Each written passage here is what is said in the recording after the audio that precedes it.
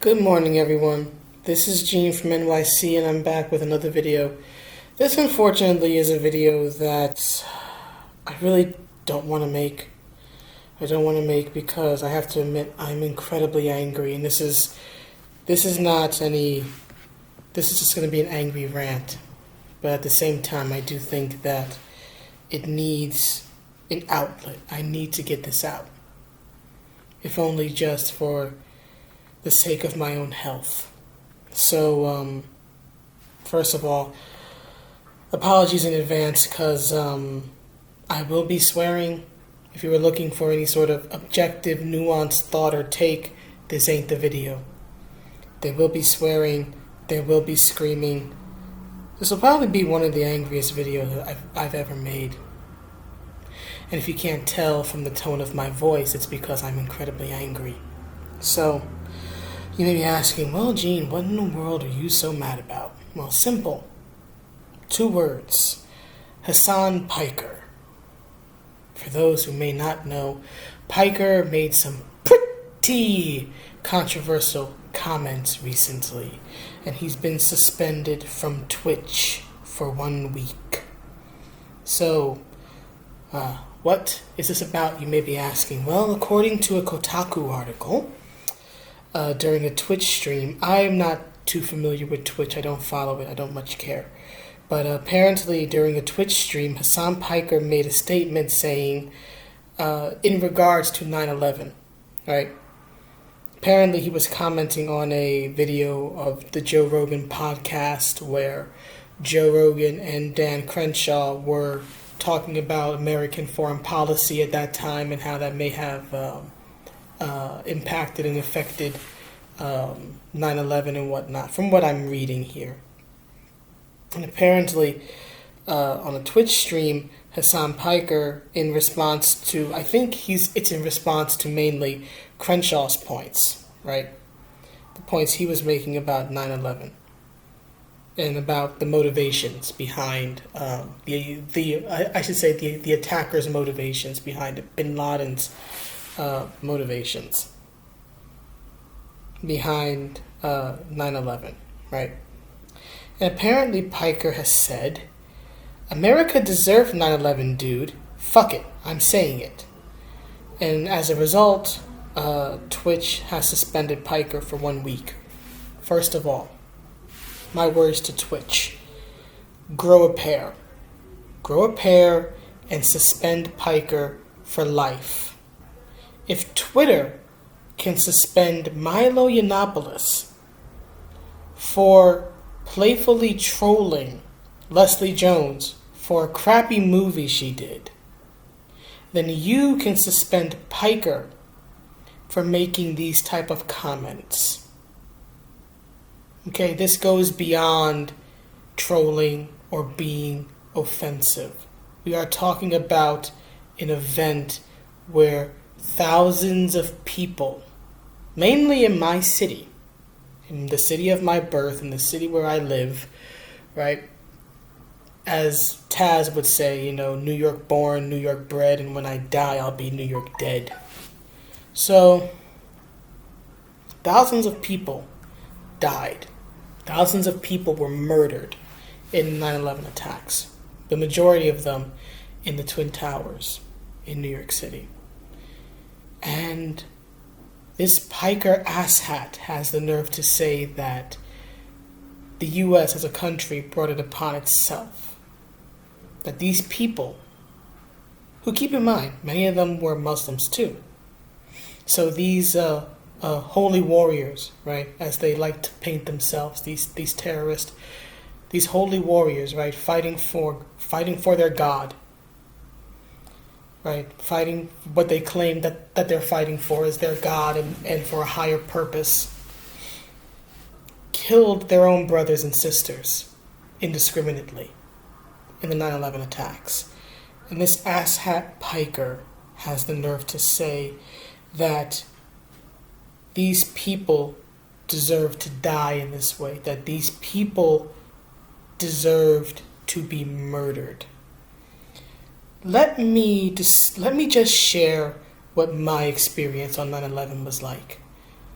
Now, I fortunately was not anywhere near Ground Zero itself.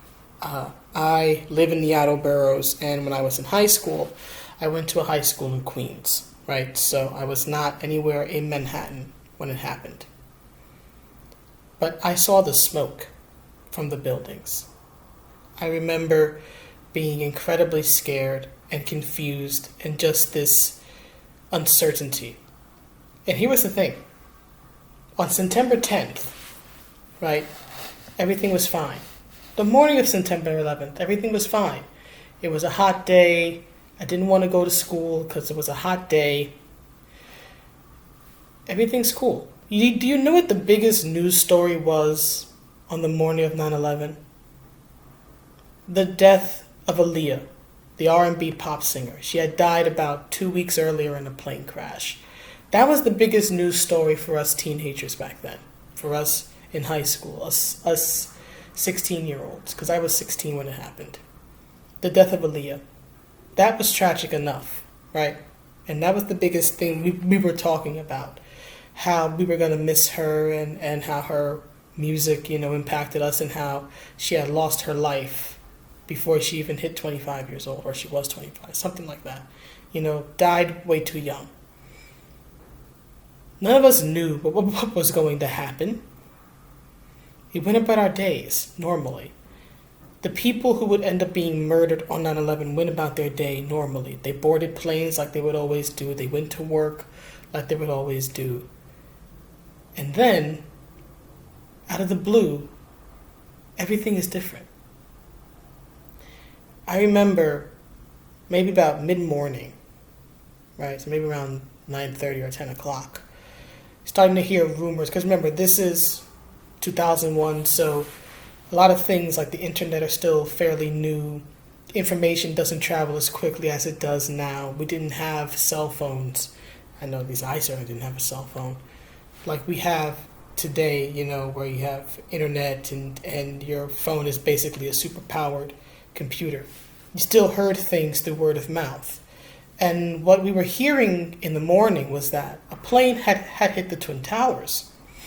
And the way it was being presented in the morning of 9/11 when that happened was that this had been some sort of, unfortunate accident. That this was a passenger plane and it somehow lost control and it ended up crashing into the building. Which is a tragedy in and of itself. Even if that had been what actually happened, that still would have been a tragedy. Because hundreds of people, right, would have lost their lives. Nobody wants that. But then the attacks continue. Information keeps coming in. And I think, by lunch or after lunch, we were starting to hear rumblings that this wasn't just an unfortunate aviation accident, that this was an attack on the city, that this was an act of terror. These people weren't the unfortunate victims of circumstance, they were murdered. And that the Twin Towers had fallen. I remember sitting in my social studies class, 7th period. So it's probably early afternoon. The teacher we had for that was a guy. He had been in the military when he had been a younger man. And he didn't even teach class. He couldn't. All he did was just tell us about how he wished he could go back, how he could go and re-enlist right now. And whenever we asked him questions about, is this a terror attack? Because we didn't know. We were getting conflicting reports. And we didn't have TVs in my school or things like that. So we're just hearing things from other students, from teachers. And of course the teachers are supposed to be trying to, keep us calm, so they're not being honest with us. At least most of them were. And all he could do was say that he didn't know. All he knew was that he felt that it was a terrorist attack, right? And that that he wished that he could, go right back and fight. And then I remember hearing a little after that class, you just hear things going through the halls, going through class, because everybody's out of sorts at this point. That the school might be locked down as a security measure, which at least when I was in the school, it didn't happen. Because what happened was by mid-afternoon, I think around 3 or 3:30, my mother came and she picked me and my brother up. My brother was in a middle school that wasn't too far from the high school at the time. So she came, picked us up, and took us home. We had to walk back home, which was not easy, right? Emotionally drained, you're scared, you're nervous. I'm looking up at the sky thinking a plane could fall on my head at any moment. And there's just this foreboding sense of uncertainty. There was no transportation. The only way you were having transportation was if you had a car of your own or you were walking. Because the trains were down. Because remember, 9/11 didn't just knock down the World Trade Center itself. It pretty much crippled the subway system. The subway system wouldn't be back up again for at least a few weeks. And even then, there were certain stops, like the World Trade Center stop on the E line, I think it is, that would take years to repair. So there was no subway lines. There were no buses running. You walked. Or if you had a car, you drove. Everybody was like carpooling that day because that was the only way you were going to get around, or you were getting around on foot. So here we are, my mother, myself, my brother, uncertain, unsure about what's going to happen next. We don't know if we're going to school tomorrow.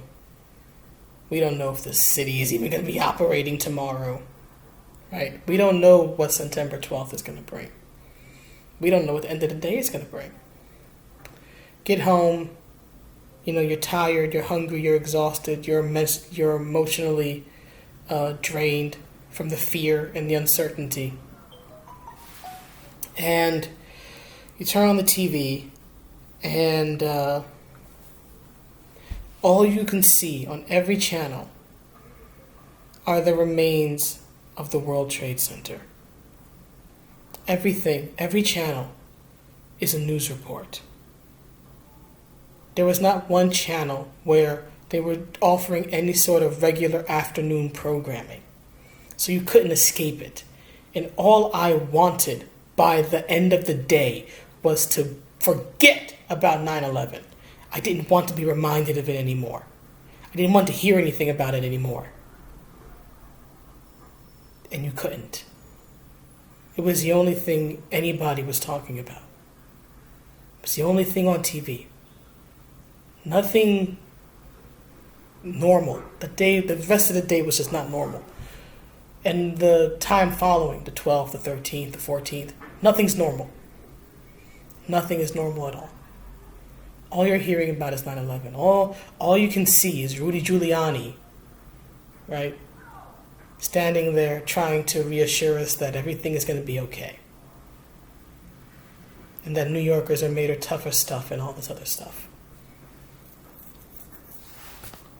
That's what 9/11 was for me. And keep in mind, I'm one of the lucky ones. Because I wasn't at ground zero. I wasn't in the blast zone. I wasn't caught. No one that I knew died in 9/11. I wasn't a first responder, wasn't related to a first responder. So I'm one of the lucky ones. And yet, I'm still a victim of this because I lived in fear for a very long time. Not just, the regular caution, right, that you feel living in a big city that has a high crime rate, but now legitimate fear. I had nightmares for months, and I'm not somebody who remembers their dreams. I all my life, for most of my life, I've gone into a dreamless sleep. And the very few times that I do remember my dreams, they tend to be very vivid. So here I am for months, having dreams about basically the apocalypse, about buildings falling on me or around me, the city being in ruins, and then having, of course, the Bruce Springsteen song, right? My city's in ruins.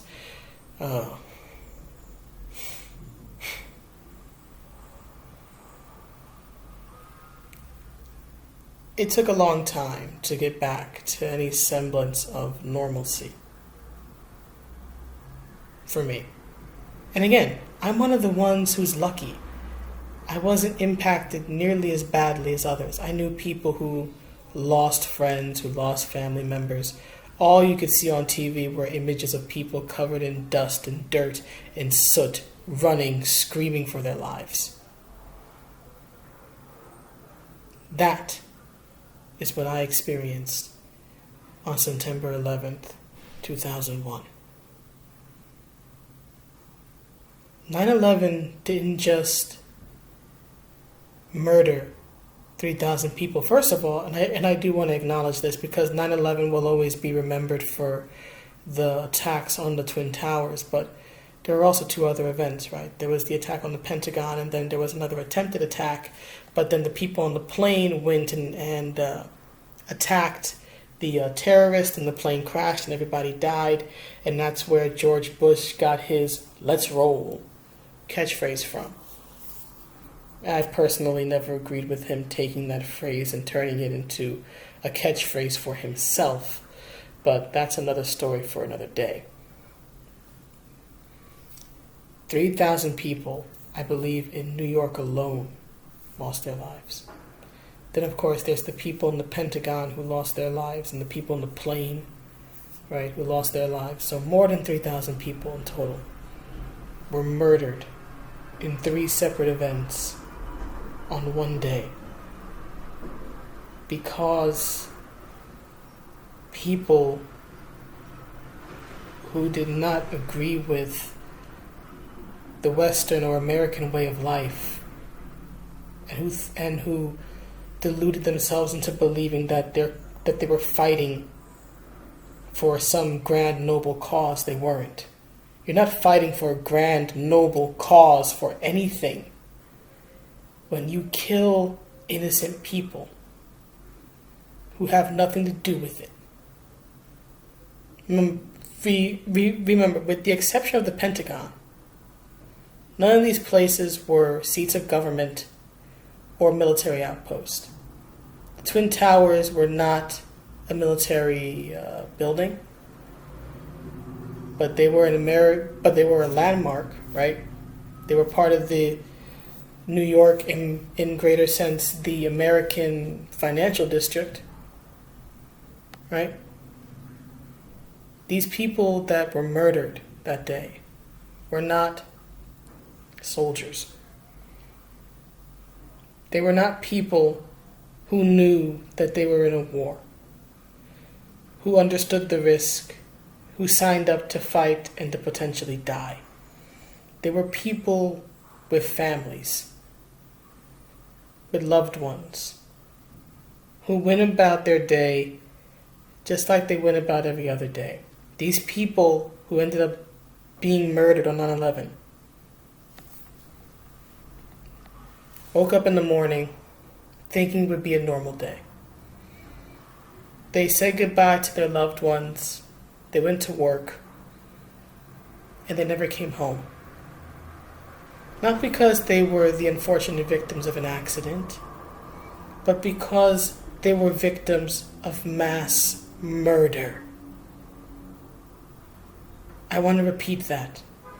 These people were the victims of mass murder. They were the victims of an act of terror that was designed to scare not only a city of 8 million people, but to scare a country of over 300 million people, and even in a greater sense, the world beyond. This is the way I view it. And so, for Piker to sit and to just flippantly declare, first of all, that the 3,000 people died. No, they did not die, Piker, you asshat. They were killed. They were murdered brutally. And for him to say that this was deserved, that these people deserved this, that I deserved. Yeah, I'm making it about me at this moment. That I and my brother and my mother and the rest of our family deserve to live in fear and uncertainty. You idiot, are you insane? Tell me what we did in life to deserve that. Tell me. If you're going to make a claim like that, tell me what the hell we did that was so wrong to deserve that.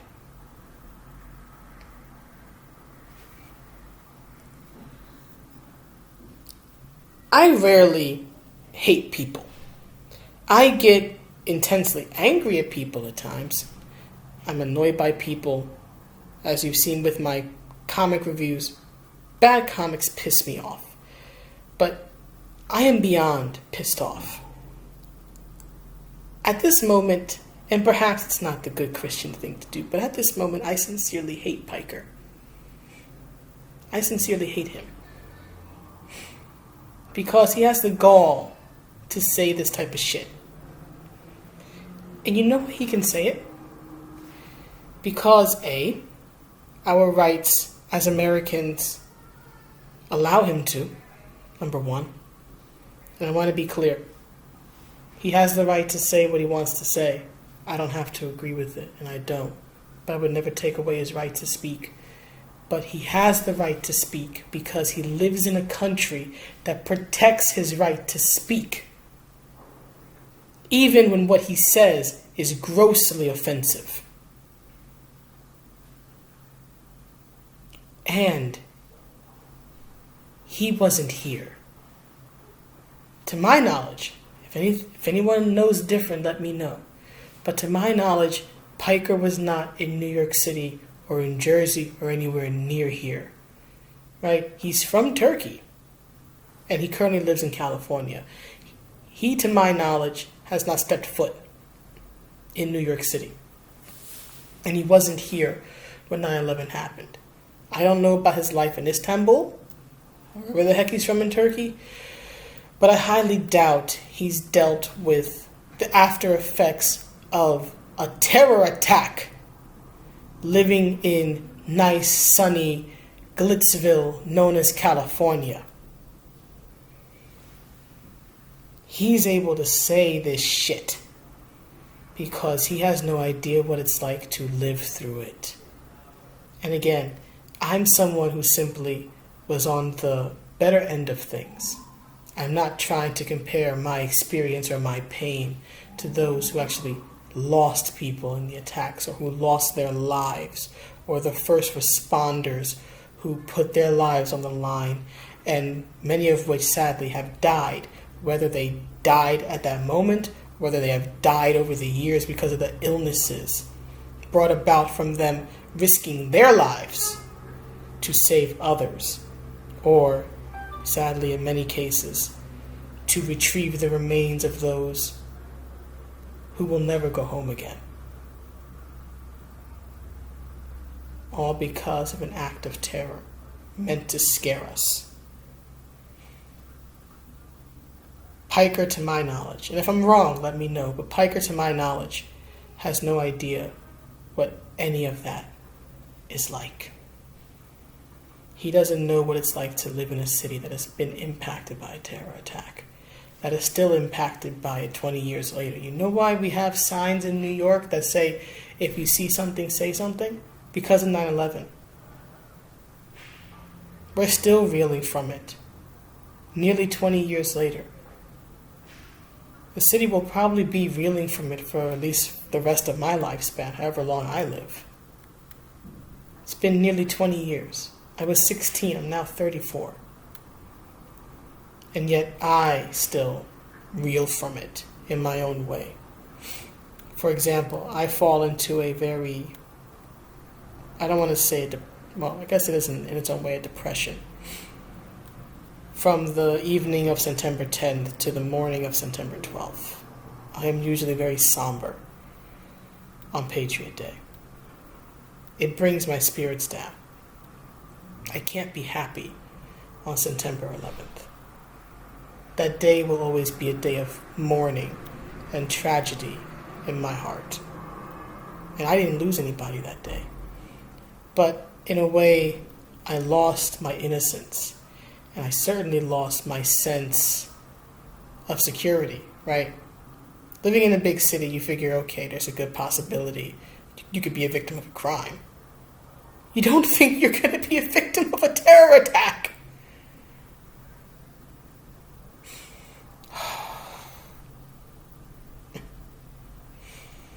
Oh, goodness. Goodness gracious.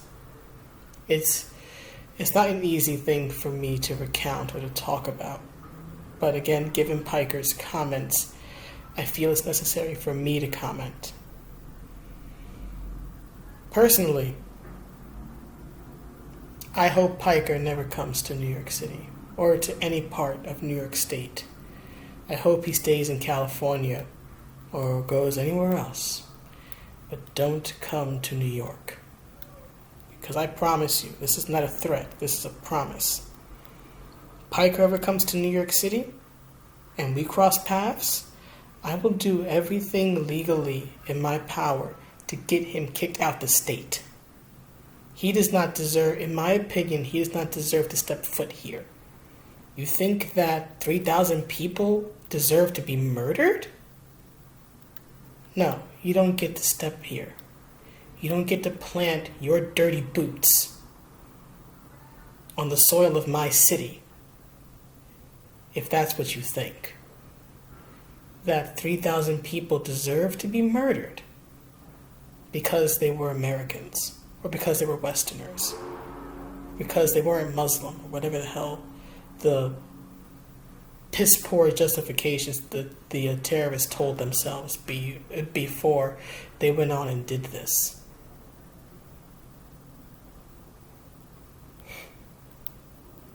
Piker and his loudmouth ass can go to hell for all I care.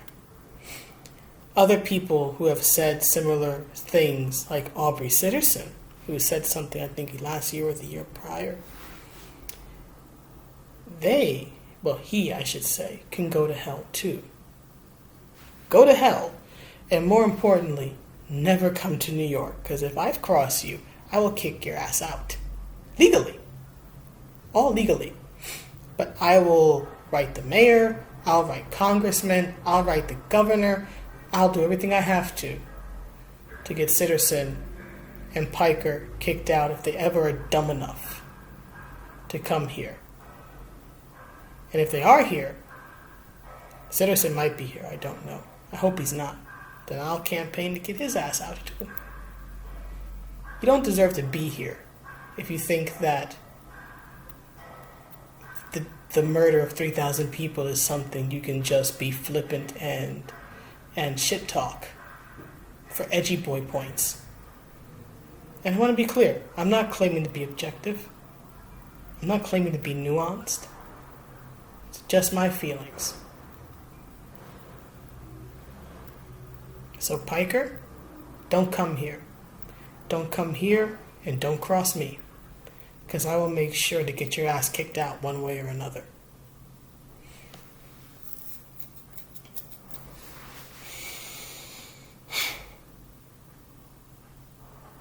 That's all really I have to say. I really can't think of anything else right now. I don't want to think of anything else right now. I've got enough to deal with in my current life, and reflecting on a nearly 20-year tragedy is not something I like to do. But given the comments, I felt the need to speak. So let me know what you think. And I usually do this at the beginning of the video, but I'm always thankful for those who are willing to, hear me out, interact, hear what I have to say. Your time is invaluable. You're not going to get the 30 minutes that you spend on this video back. So I hope you enjoy it. I'm not quite sure this is exactly an enjoyable video. But let me know what you think, and I will see you in the next one. Hopefully I'll be covering something either that makes me happy or something more normal, like comics or video games. So I'll see you around. Have a good day, and be safe, everybody. Bye.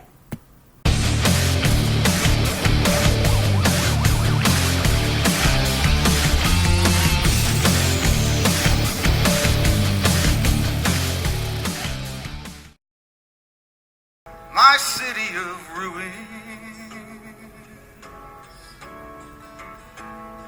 come on, ride.